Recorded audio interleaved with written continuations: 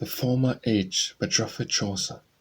A blissful life, a paisible and a swete Ledden the peoples in the former age.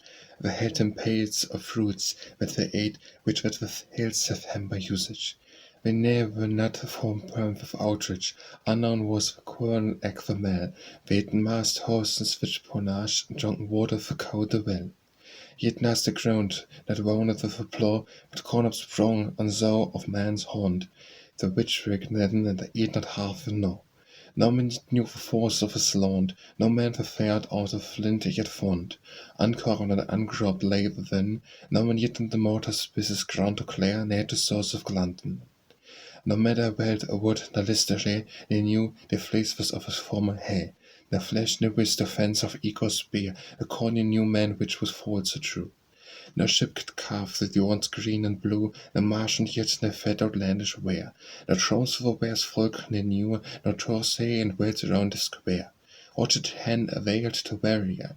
There lay no profit, there was no richness, but curse was for time. I dare well say, man first did his sweaty business to grub up metal, lurking in darkness, and in the rivers first gems sought. Alas, when sprung up all the cursedness of craftes, at first our sowe brought. With the tyrants put him gladly not in press, no wilderness, in no buses for to win, where poverty is, as says Diogenes, where vitally as extra scare can win, with not but master apples is vain.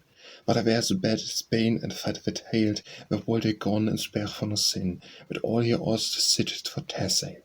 Yet were no pales combers, nin on hails and caves, and the inwood soft and sweet, seldom whispers of folks with outwails, on grass or leaf and pray for quid.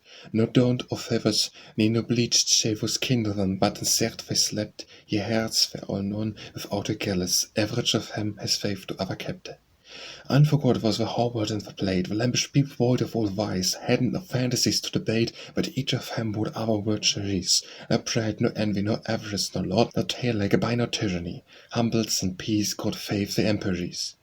Yet was not Lupita the Lycorus, that first was fader of delicacy, come in this world, and enamored, desirous no reign, had not met his tours eye, alas, alas, now may men weep and cry, for our days in this but cowardsy, and doubtlessness, and treason and envy, poisonous manslaughter, and murder in sundry wise.